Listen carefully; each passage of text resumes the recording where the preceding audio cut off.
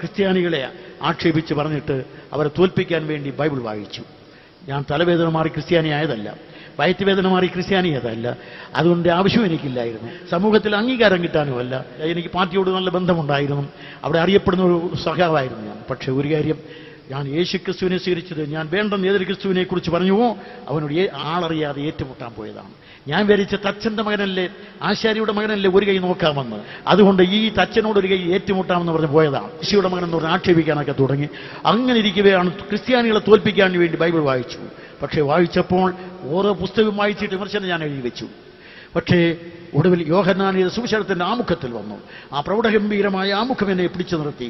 അതിൻ്റെ പ്രൗഢഗംഭീരമായ ആമുഖം വായിച്ചപ്പോൾ ആദിയിൽ വചനമുണ്ടായിരുന്നു, വചനം ദൈവത്തോടു കൂടെയായിരുന്നു, വചനം ദൈവമായിരുന്നു, വചനം ജഡമായി കൃപയും സത്യവും നിറഞ്ഞവനായി നമ്മുടെ ഇടയിൽ പാർത്തു. അതുവരെ ക്രിസ്തുവിനെ നിന്ദിച്ചും പരിഹസിച്ചും ഒക്കെ വന്ന് ഇവൻ ഏതോ